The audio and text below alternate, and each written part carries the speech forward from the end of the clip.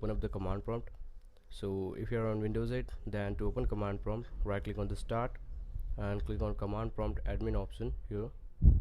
But if you are on Windows 7 or XP, then go to start and in the search type CMD, and then when the CMD option pops up, right click on it and select run as administrator. Now after command prompt is open, first we have to start the disk partition utility in order to make the pendrive bootable. So type disk part and press enter. Now as the disk part utility is started, type list disk and press enter, and this will list the disk available on the computer. Here we have to select the USB drive, and in my case it's a disk 1. So to select it, type select disk 1 and press enter. Now if you want to verify that the disk is selected or not, type list disk and again press enter, and here you can see that the disk 1 is selected as followed by a star sign. Now as the disk is selected, we have to remove any kind of partition or data present on it. So type clean and press enter.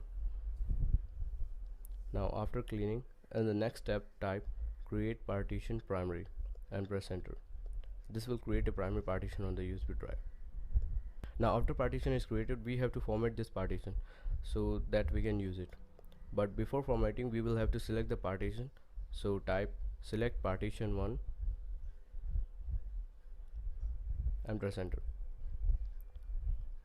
Now after the partition is selected, to format the partition, type format fs is equal to fat32 quick, and here we used quick command to format the USB drive quickly. Now in the next step, type active and press enter, and this will make the partition active.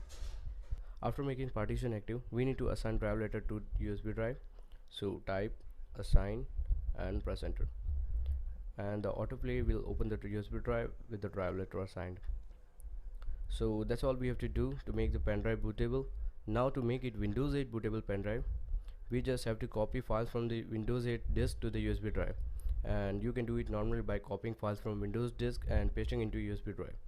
And also if you want, you can do it in a command prompt way by heading to the command prompt and typing the copy command as I am doing here and press enter, and it will start copying the files from the Windows 8 disk to the USB drive by its own. Similarly, you can make bootable USB drive of any operating system. So that's all for the video guys, and if the video was helpful, please hit the like button, and if you have any queries regarding this video, then comment below and subscribe to Technofusion for upcoming videos, and thanks for watching.